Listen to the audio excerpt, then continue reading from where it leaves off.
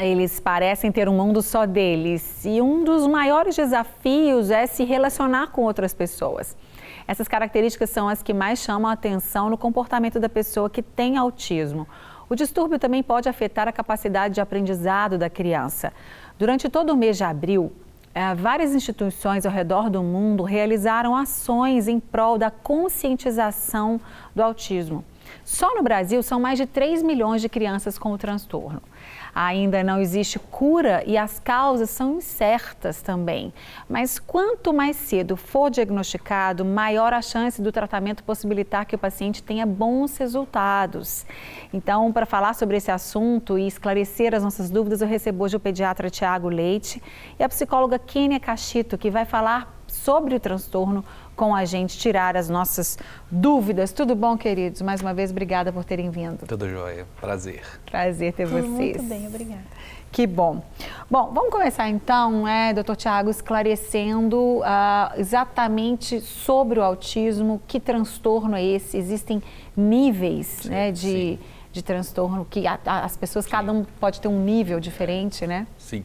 Hoje a gente classifica, na verdade a gente não chama de autismo, a gente chama de espectro autista, né? Uhum. Eu estava conversando com a Kênia aqui antes de começar o programa, quanto que a gente evoluiu nos últimos 20, 25 anos do diagnóstico dessa síndrome, né? A síndrome é uma doença que tem várias características, vários sinais e sintomas, por isso a gente classifica como síndrome, né?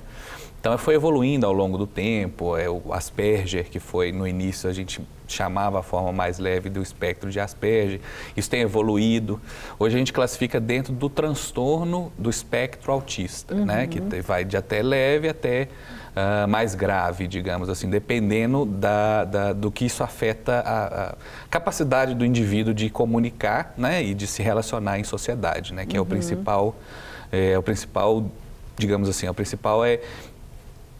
principal coisa que atrapalha a vida do autista, né? Essa incapacidade, às vezes, de se relacionar de uma maneira que a gente considera normal, né? É verdade, exatamente. Às vezes diferença, Exato. né? Bom, quando a gente vai falar sobre causas, a gente até já citou, né, na verdade, ali na abertura do programa, que ainda não se tem as causas do autismo, né? Tem muito preconceito, muito folclore, muito mito.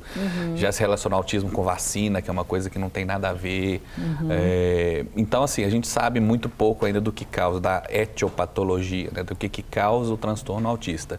Hoje considera-se, né, as linhas de pesquisa mais sérias, consideram-se que em algum momento, né, já existe uma tendência genética daquele feto e alguma coisa ao longo da gestação desencadeia uma alteração química e genética dentro da química cerebral do indivíduo, né? Nós ainda também não sabemos aonde, nós não sabemos ainda qual é esse gene, existem diversas pesquisas procurando isso, né? Então, assim, ainda é um pouco de um mistério da medicina, né? É verdade. Ainda existem muitos mistérios, né? Por mais que a gente tenha tecnologia, já tenha tanta coisa ao nosso dispor, ainda tem muita coisa para ser descoberta e a gente espera que isso aconteça o quanto antes, né?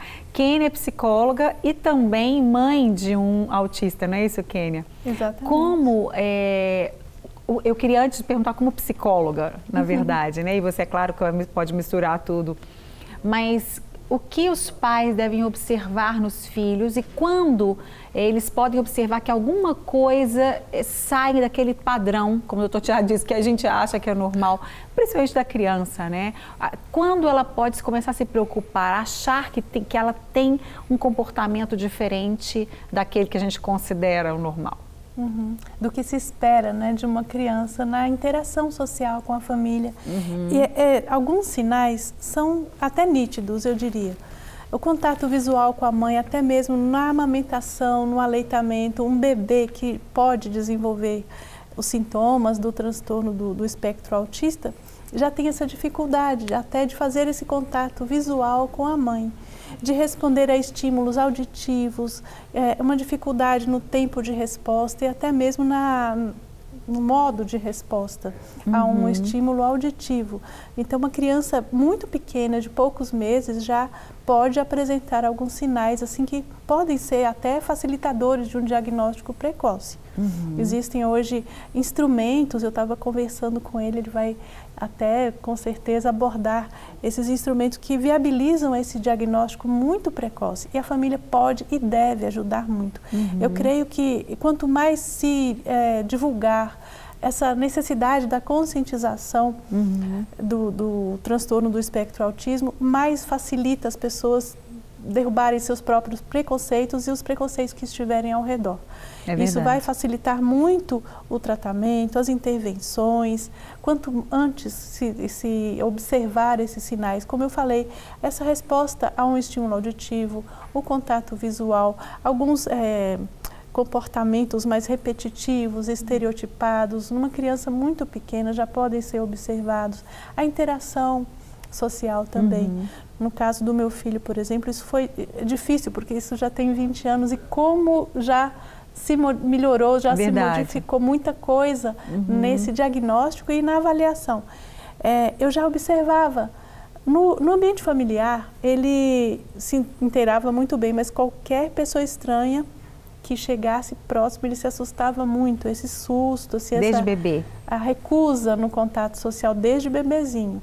A gente com um olhar assim, não só como psicóloga, mas como mãe, pode ajudar muito nesse diagnóstico mais preciso, porque uma outra característica do autista é a recusa no contato físico. Eles não aceitam toque, muito, assim, de pessoas estranhas, principalmente. Enquanto você fala, desculpa, Kênia, vamos mostrar as fotos do filho da Kênia, né? Ela conhece de pertinho os desafios. O Armando já está com 23 anos, é isso, Kênia? Isso.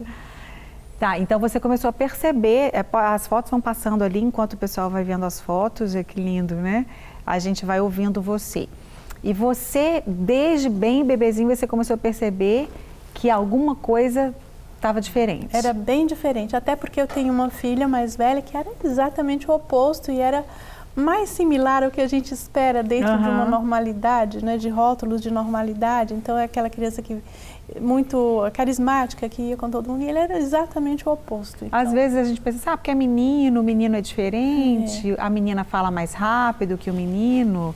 E aí algumas mães que não estão atentas, que não estão também o conhecimento acadêmico que você tem, que já ajuda demais, né, você observar essas coisas, às vezes pensa assim, a menina é muito diferente, ela é o temperamento dele, ele é mais fechado, mais introspectivo, e tudo isso também pode acontecer também, né? A criança, ela pode... E muitas vezes o leigo, ele não consegue muito diferenciar. Então, tem que estar muito atento, né, Kênia? É verdade. E se a gente pode deixar hoje uma mensagem aqui neste programa, é que esses rótulos, esses paradigmas, menina é diferente de menino, menino é mais isso, menina é mais aquilo, isso a gente precisa meio que começar a derrubar para facilitar até não só esse diagnóstico, mas até o tratamento com... tirar esses preconceitos. Menino tem que ser desse jeito, acaba criando dificuldades, limitações, barreiras. Porque menino é assim, então tem que ser assim, menina é assim, tem que ser assim. Isso dificulta, porque acaba sendo preconceito social. Com certeza. As crianças precisam ter um desenvolvimento que facilite a vida delas, independentemente de serem meninos ou meninas. É verdade. E o que a gente pode fazer por isso, primeiro, é derrubar como, não só profissionais, mas como mãe mesmo. E tem alguma coisa que eu posso fazer para ajudar meu filho a interagir melhor. E tem uma coisa também que você, como psicóloga, pode rapidamente citar para a gente, que é a negação. Não é? Existe essa coisa que nós, seres humanos, costumamos negar muitas vezes uma situação que a gente está vendo, mas a gente não quer aceitar, a gente não quer encarar aquilo que a gente que a gente desconfia que possa ser, não só nessa área, como em todas as áreas. Você muitas vezes enxerga algo, mas você nega que aquilo aconteça. E isso pode acontecer e também atrapalhar muito, né? Demais. Essa negação é um mecanismo de defesa. Tudo que nos assusta, a princípio, a gente reage negando. Perdas, possibilidade de dificuldades, preconceitos, qualquer tipo de limitação, a gente reage assim. É até esperado que haja um período de negação, mas que esse período não seja muito prolongado para não se dificultar esse diagnóstico, os tratamentos adequados que vão fazer toda a diferença mesmo. Não quer ficar um segundo por fora da nossa programação? Agora você pode nos acompanhar através das plataformas digitais. Queridos amigos e amigas, preciosos irmãos e irmãs, não perca tempo. Acesse, curta e siga-nos. Fique por dentro de tudo o que acontece aqui. Rede Super, inspirando você.